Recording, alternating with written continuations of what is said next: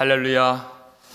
하나님이 2020년 새해를 시작하는 우리에게 하나님이 말씀을 주셨습니다. 다 발견하셨죠? 우리 함께 힘차게 선포하면서 우리의 말씀 시작할까요? 일어나라. 시작. 일어나라. 빛을 발하라. 주의 영광이 임하였도다. 아멘. 아멘. 제가 2019년 표를 받았을 때 전율이 일어났습니다. 감격이 참 밀려왔습니다. 이 성전의 나중 영광이 이전 영광보다 크리라. 얼마나 귀한 말씀입니까? 하나님이 이 37년간 교회를 경영하시면서 얼마나 많은 영광들을 보여주셨습니까? 그럼에도 불구하고 날이 갈수록 하나님은 더 큰 영광을 보여주시고, 날이 갈수록 하나님은 더 큰 기쁨을 누리게 하시고, 날이 갈수록, 시간이 갈수록 더 큰 은혜를 맛보게 해주시는 하나님 되심을 우리에게 가르쳐 주신 것입니다. 그 영광을 본 하나님 백성들이, 그 은혜를 맛본 하나님 백성들이 어찌 가만히 있을 수 있습니까? 일어나라. 빛을 발하라. 주의 영광이 임하였도다. 주신 말씀을 자연스럽게 기도하는 가운데 하나님이 내려주셨습니다. 여러분, 이사야 말씀을 참 우리가 좋아하죠. 참된 하나님의 백성일수록 이와 같은 말씀들을 사랑할 수밖에 없습니다. 그런데 우리가 60장을 지금 보고 있지만 하나님이 60장 1절에서 이렇게 말씀하시기까지 1장부터 59장의 내용을 우리는 잘 알아야 이 말씀이 얼마나 귀한 말씀인가를 알 수가 있습니다. 여러분, 이사야 말씀은 하나님이 그들에게 먼저 멸망을 선포한 말씀입니다. 사람들이 즐거워하는 말씀이 아니죠. 사람들이 그 말씀 듣고 감동하는 말씀들이 아닙니다. 이 회복의 말씀보다 훨씬 더 많은 시간과 분량으로 심판과 경고와 멸망이라는 그런 주제로 말씀을 많이 주셨습니다. 그 말씀들이 무엇인지를 우리가 이해를 해야지 오늘 이 말씀이 얼마나 귀한가를 깨달을 수가 있습니다.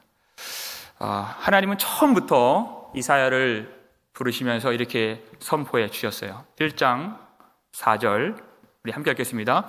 슬프다 범죄한 나라요, 허물진 백성이요, 행악의 종자요, 행위가 부패한 자식이로다. 그들이 여호와를 버리며 이스라엘의 거룩하신 일을 만홀히 여겨 멀리하고 물러갔도다. 그랬습니다. 여러분, 이 딱 한 절이에요. 이 한 절 말씀에 얼마나 이 백성들이 패역하고 죄가 많고 하나님을 버린 백성들인가를 아주 그렇게 많은 단어로 하나님이 표현해 주셨습니다. 여러분, 이 하나님이 어떤 하나님이십니까? 그 홍수 심판 때 그 사람 지으심을 한탄하시고 마음에 근심하사 오래 참고 또 참으신 하나님이 내가 땅과 함께 그들을 멸절하리라 말씀 딱 하시고 나서 방주가 다 만들어진 그때에 40일 동안 주야로 비를 내리게 하셔서 정말 그 말씀대로 땅을 멸하신 하나님이십니다. 그 말씀, 그 하나님이 이렇게 어미하신 하나님이 그 백성들을 이렇게 보셨어요. 얼마나 죄가 많은 사람들인가. 이사야가 이 말씀을 받고 참 슬프다 했습니다. 이것보다 슬픈 일이 없죠.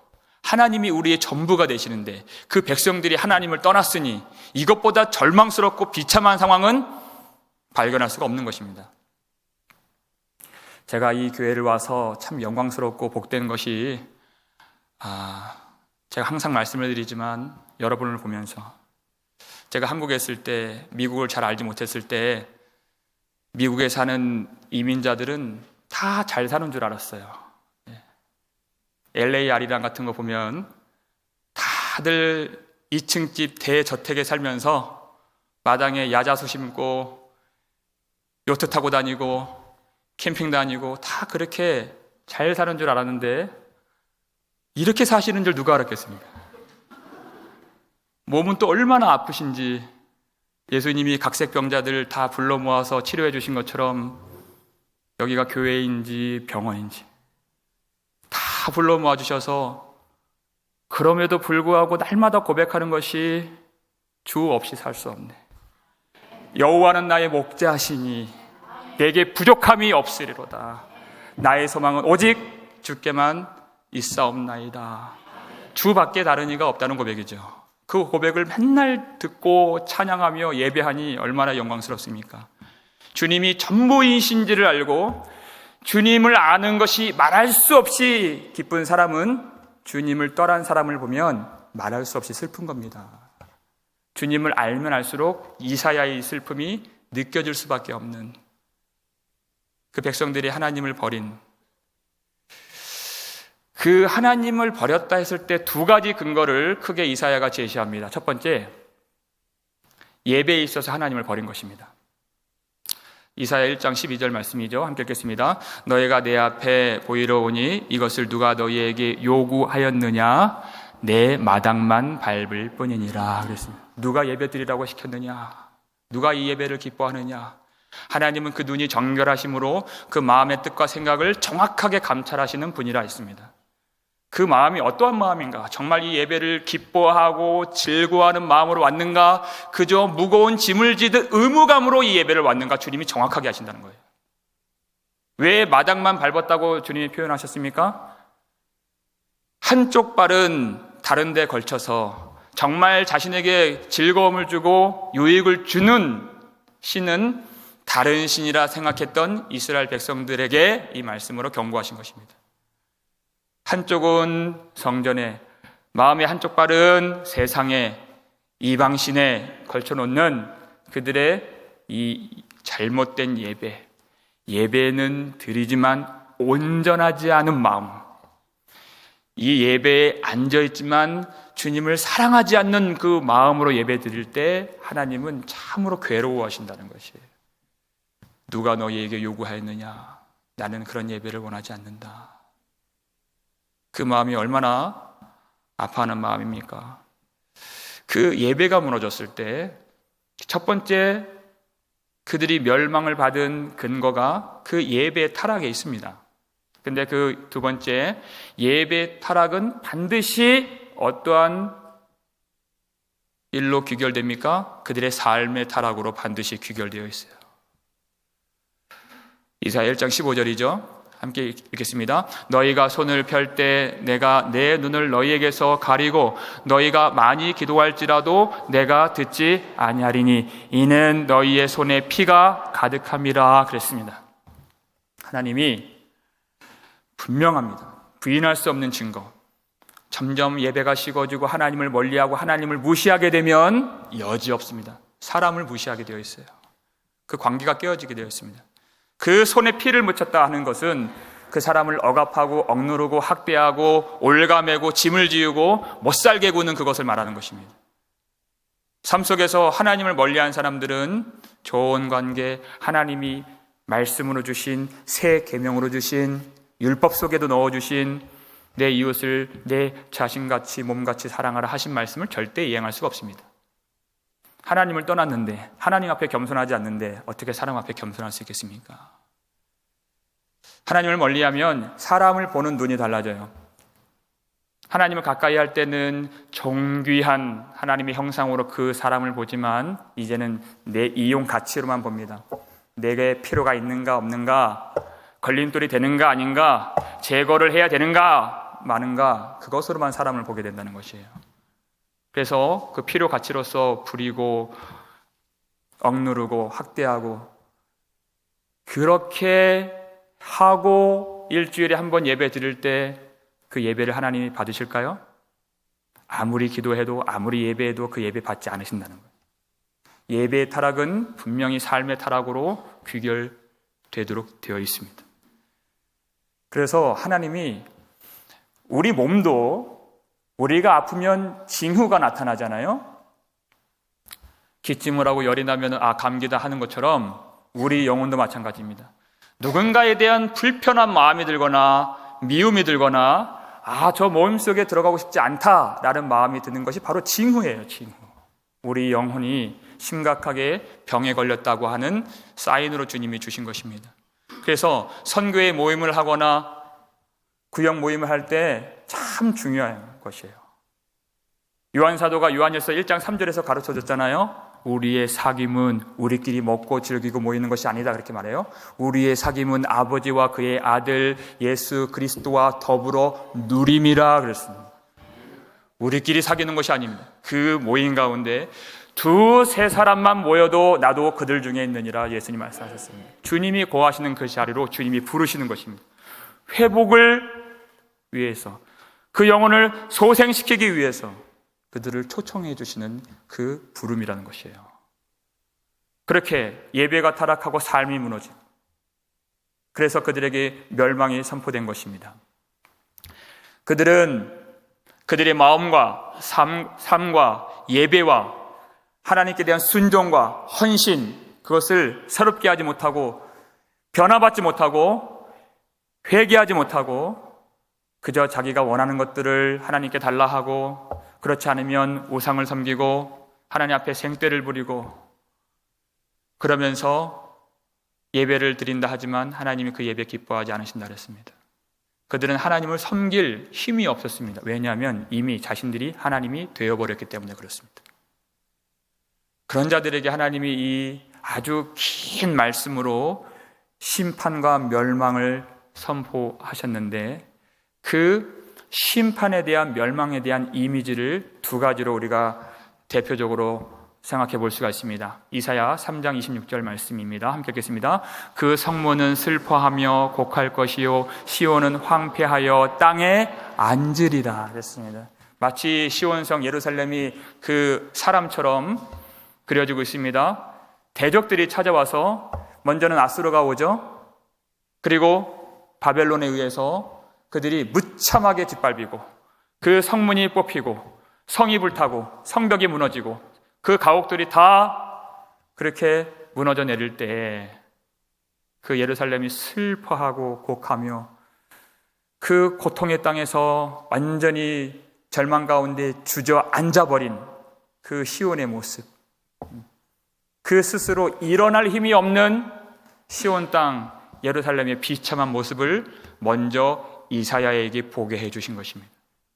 그게 완전히 주저앉고 엎드러진 모습입니다. 그게 바로 멸망의 첫 번째 이미지. 두 번째 이미지는 이사야 5장 30절 말씀입니다. 함께 읽겠습니다. 그날에 그들이 바다 물결 소리같이 백성을 향하여 부르짖으리니 사람이 그 땅을 바라보면 흑암과 고난이 있고 빛은 구름에 가려서 어두우리라 그랬습니다. 그들이 보는 것이 뭡니까? 그들이 보고 있는 것은 흑암과 고난뿐이고 빛은 구름에 가려서 어두워 볼 수 없는 지경에 빠지게 된 것입니다. 이것은 그저 어떤 상징적인 내용이 아닙니다. 실제로 역사 가운데 유다의 마지막 왕이 누구입니까? 시드기야 왕 있죠. 11년 동안 남유다를 그저 꼭두각시처럼 통치했던 왕이 있는데, 그가 9년째 되는 해에 갈대아 사람들 느부갓네살 왕이 모든 군대를 다 이끌고 예루살렘 성, 마지막 성을 포위했습니다. 끝까지 버티려고 그가 애를 썼는데 2년까지 버텼어요. 그랬더니 성 안에 있는 모든 음식들이 다 이제 동이 나고 먹을 것이 없는 때가 왔습니다. 근데 급기야는 결국 그 갈대아 사람들이 성벽을 무너뜨려요. 그리고 무너진 그 성벽 틈으로 그 물밀듯이 적군들이 쏟아져 나오는 것입니다. 그때 신명기 말씀처럼 그 모든 유다의 군사들이 7길로 다 달아나게 돼요. 그 왕을 보호해주지 않습니다. 아무도 도와주질 않습니다. 그 왕도 자기 살 길 찾기 위해서 광야로 도망가요. 여리고 그 들판으로 도망가다가 결국은 갈대아 사람에게 붙잡혀서 왕 앞에 무릎을 꿇게 됩니다. 그가 그때 보았던 광경이 무엇입니까? 이 땅에서 가장 비참한 광경입니다. 자기가 죽는 것보다 더 비참한 시드기야의 그 자기 아들들, 그 아들들을 다 죽이는 그것을 그가 그의 눈으로 보게 되는 것입니다. 그 다음 장면이 어떻게 되죠?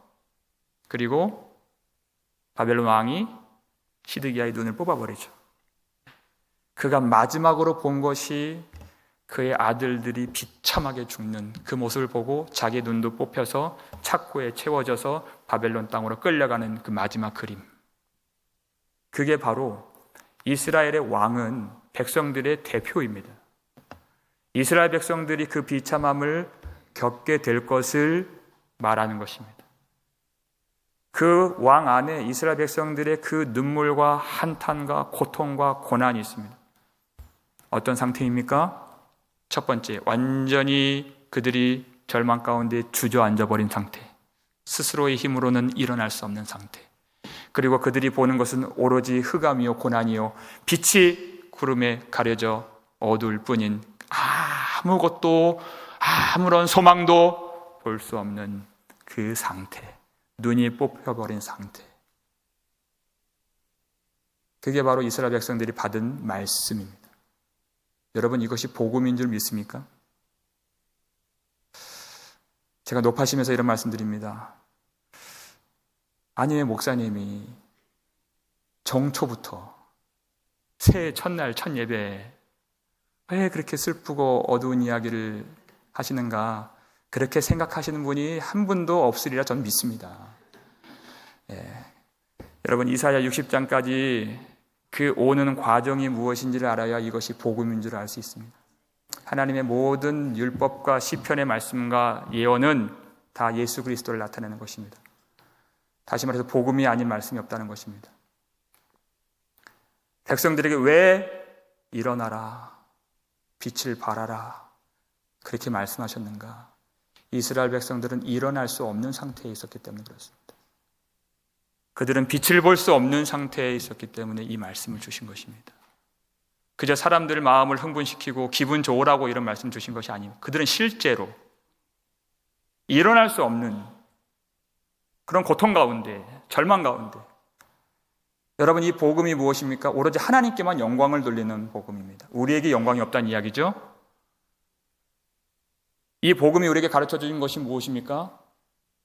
도무지 우리는 하나님의 구원을 받을 자격이 없는 그런 상태에 있었던 우리이지만 하나님의 전적인 은혜와 사랑으로 우리를 구속해 주셨다 하는 것을 가르쳐 주시는 것입니다.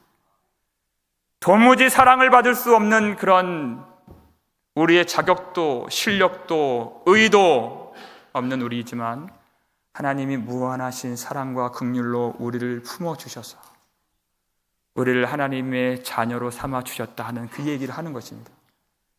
아버지의 탄식을 모르는 사람이 어떻게 아버지의 기쁨을 알 수 있겠습니까? 이 복음이 아버지의 마음이 무엇인가를 우리에게 고스란히 담아서 보여주고 있는 것이에요. 우리가 송구영신 예배 때에도 이사야 46장 살피면서 하나님의 긍휼이 무엇인가 한번 읽어본 말씀인데요. 이사야 46장 3절 4절 우리 함께 읽겠습니다. 야곱의 집이여 이스라엘 집에 남은 모든 자여 내게 들을지어다. 배에서 태어남으로부터 내게 안겼고 태에서 남으로부터 내게 업힌 너희여 너희가 노년에 이르기까지 내가 그리하겠고 백발이 되기까지 내가 너희를 품을 것이라. 내가 지었은즉 내가 업을 것이요 내가 품고 구하여 내리라. 아멘. 이렇습니다. 이스라엘 백성들이여 그렇게 부르지 않았습니다. 긍휼을 베푸실 때 하나님이 특별히 야곱의 집이여 이렇게 하셨습니다. 왜냐하면 하나님은 야곱을 특별하게 사랑하셨기 때문에 그렇습니다. 야곱에게 베푸신 은혜의 약속이 무엇입니까? 내가 너와 함께 있어 내가 어디로 가든지 너를 지키며 너를 이끌어 이 땅으로 돌아오게 할지라. 내가 내게 허락한 모든 것이 다 이루기까지 너를 절대 떠나지 아니하리라. 야곱에게 주신 말씀. 얼마나 그가 하나님을 깨닫지 못하고 그렇게 방황하면서 살았습니까? 그런데 하나님이 그를 떠나지 않으셨습니다.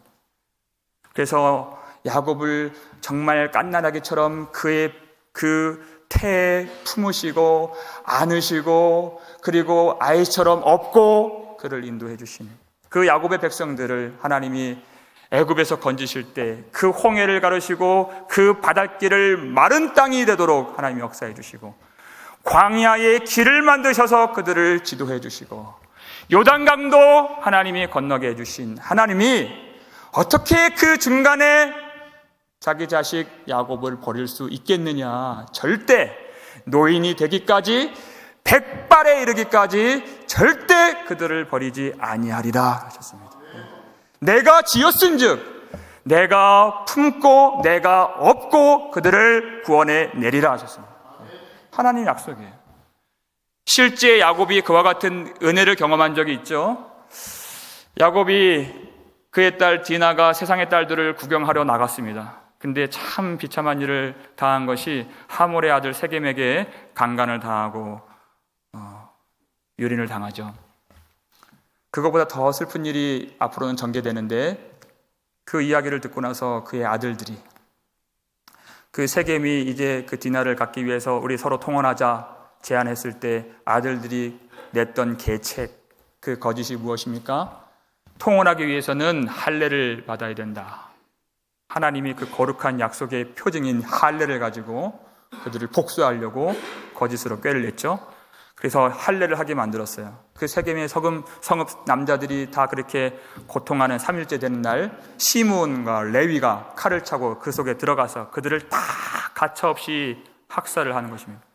세상 사람들도 하지 않을 그런 일을 야곱의 아들들이 한 것입니다. 야곱이 너무나도 두려웠습니다. 이제까지 어려움은 비교도 안 될, 지금이 어려움은 참 너무나도 절망스러운, 너희들이 내게 화를 끼쳐 그들에게 악취가 나게 하는도다. 그들이 내게 와서 나를 죽이고 나와 내 집을 멸하리라 그랬어요. 모든 가나안 족속들이 다 쳐들어와서 이제 야곱의 집을 멸할 위기 가운데 있었습니다. 야곱은 하나님께 나아갈 용기도 없습니다. 왜냐하면 그의 손이 피로 더럽혀졌기 때문에 그렇습니다. 어떻게 하나님 앞에 예배를 드릴 수 있습니까? 세상 사람들보다 못한 그 추악한 죄를 저지르고 그 사람들을 학살하고 어떻게 예배할 그런 담력이 있습니까? 그럴 생각도 못하는 것입니다.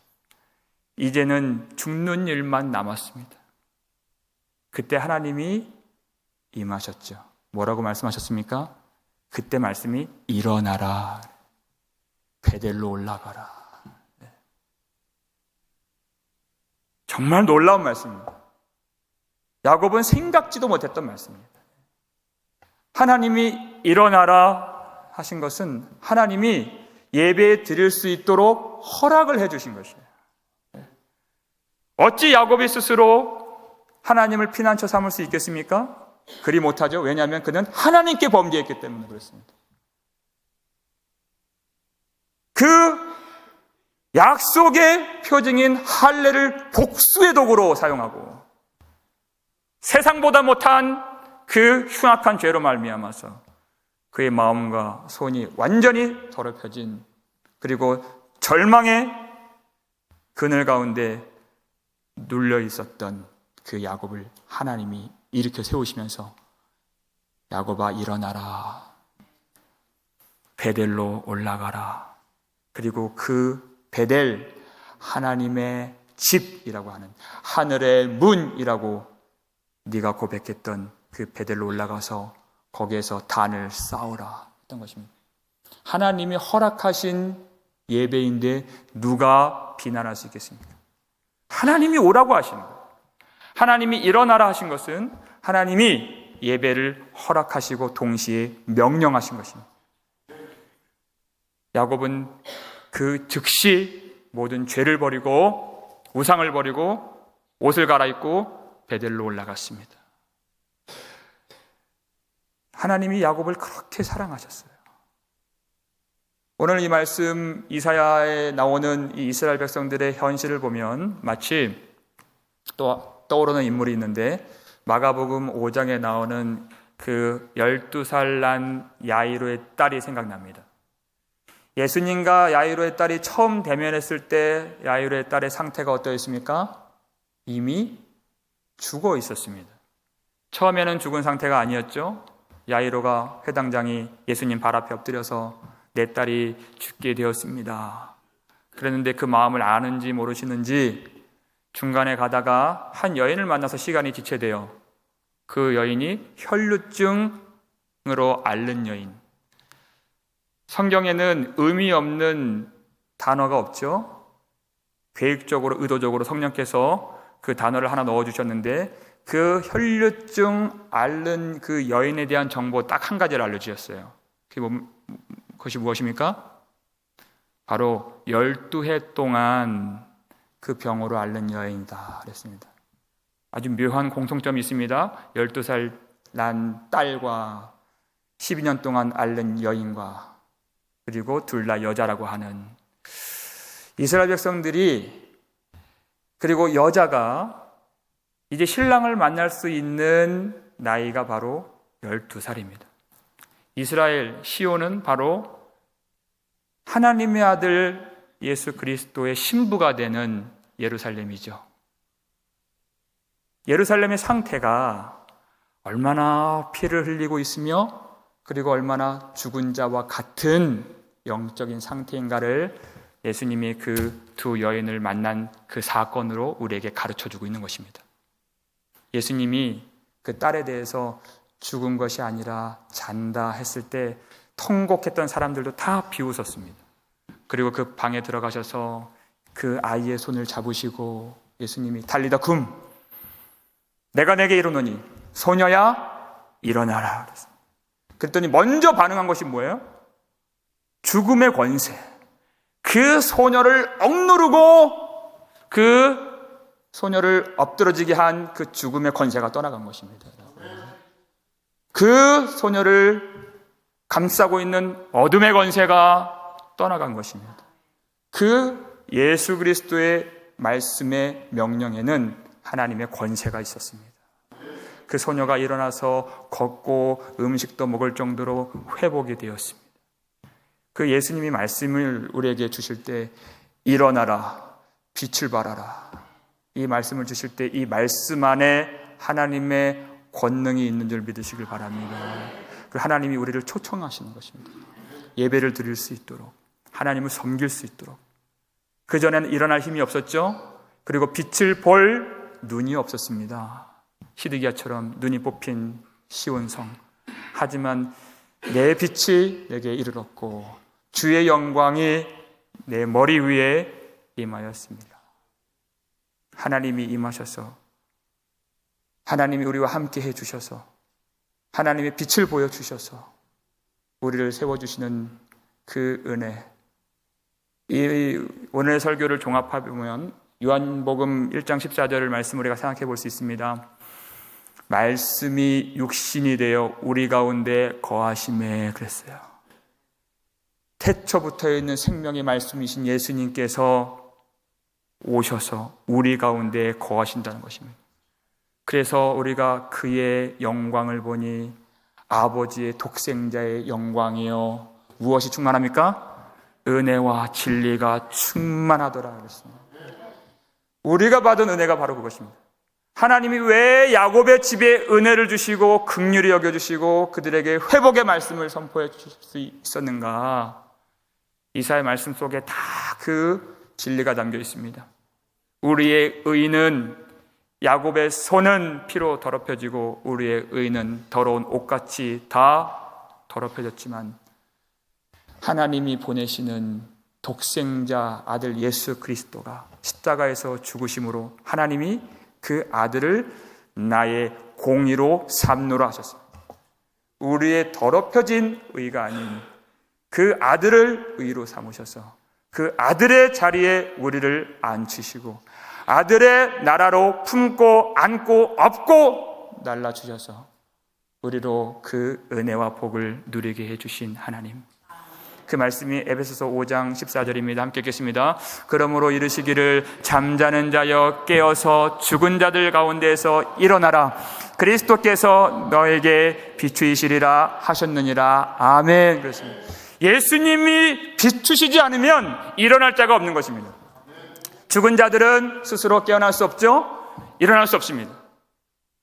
죽은 자들은 그저 엎드러진 상태로 있을 뿐입니다. 하지만 주님이 우리 가운데 오셨고 주님이 우리 영광으로 우리 가운데 임하셔서 우리를 일어나라, 빛을 발하라, 그 말씀으로 우리를 깨워주시고 죽은 자 가운데서 우리를 다시 일으켜 세워주시고 십자가에서 죽으시고 부활하신 주님의 그 부활의 능력으로 우리로 하나님을 향하여 설 수 있도록, 굳건하게 서서 주님을 섬길 수 있도록, 주님을 예배할 수 있도록 하신 이 은혜는 무엇으로도 바꿀 수 없고, 우리가 이 은혜를 받고 그렇구나, 내가 이제는 결단해서 주님을 섬겨야 되겠다 하는 내 다짐과 의지와 생각과 결단보다 빠르게 우리 마음을 주장합니다.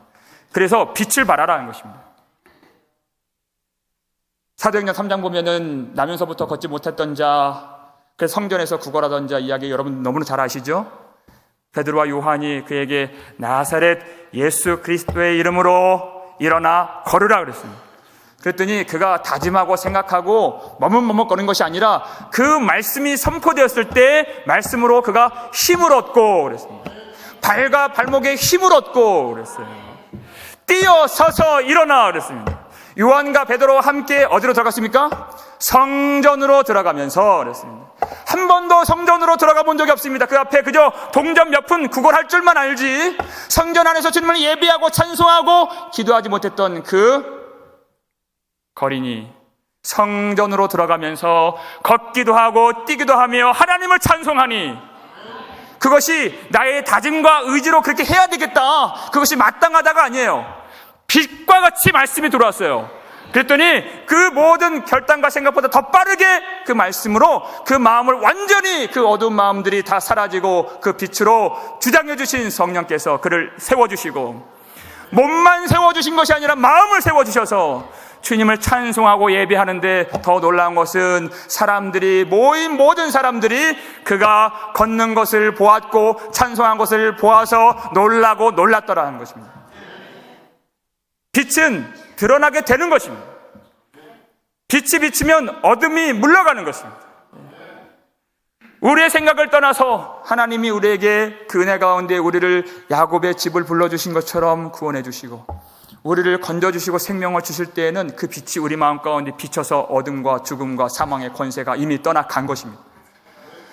그러면 우리 마음 가운데서는 나의 다짐보다 빨리 주님 앞에 서서 뛰어 일어나서 걷기도 하고 뛰기도 하면서 주님을 찬송하고자 하는 그 마음, 주님을 예배하고자 하는 그 마음, 주님을 사랑하고 주밖에 없음을 고백하며 주님께 나의 모든 것을 드리고자 하는 열망으로 가득 차게 되는 줄 믿습니다. 2020년 우리에게 주신 이 말씀, 모든 낙심한 자들을 일으켜 세워주시고 눌린 자들, 갇힌 자들을 다시 세워주시고 회복해 하시는 하나님, 이 말씀을 주셨다는 것은 예수님이 이미 우리 가운데 거하신다는 사실을 알길 원하신다는 것입니다. 그래서 죽은 자들 가운데에서 하나님 백성들은 일어나 주님을 예배할 수 있는 것입니다. 하나님이 하신 일에는 하나도 오차가 없고 모든 계획 가운데 행하시는 줄 우리는 믿죠. 그런 차원에서 제가 어저께 어떤 일을 경험했습니다. 목양실에서 여러 가지 일을 하면서 준비하고 있는데 어떤 집사님이 이렇게 방에 들어오시는 거예요. 쏜살같이 들어와서 숨길 수 없이 그 얼굴에 참 기쁨이 역력한 모습으로 들어오셔서 말씀을 하시는 겁니다. 송구영신 예배 때 예배를 드리면서 혹시나 하나님이 2020년 말씀을 우리에게 주실까 하고 봤는데 없더라는 겁니다. 혹시나 새벽 예배 때는 주실까 하고 딱 봤는데 없더라는 거예요. 왜냐하면 제가 오늘 이 말씀으로 계시를 하려고 이렇게 오픈하려고 제가 목사님께 특별히 토요일 날 달라고 부탁을 드렸기 때문에 보실 수가 없었던 거죠. 궁금해하고 참 그런 기대하는 마음 가운데 그분이 집에서 말씀을 묵상했다는 것입니다. 말씀을 묵상하고 기도하는데 하나님이 주신 말씀이 무엇이었을까요? 이사야 60장 1절을 하나님이 보여주시더라는 거예요. 그럼 우리 이렇게 마음 먹을 수 있잖아요.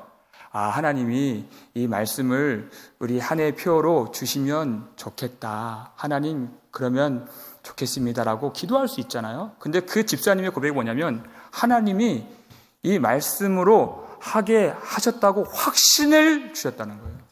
말씀을 주시고 확신을 주셨다는 거예요. 마치 사도 바울이 내가 확신하노니 했던 것처럼 불투명한 미래이지만 하나님이 그 거부할 수 없는 확신이 있다는 것이죠.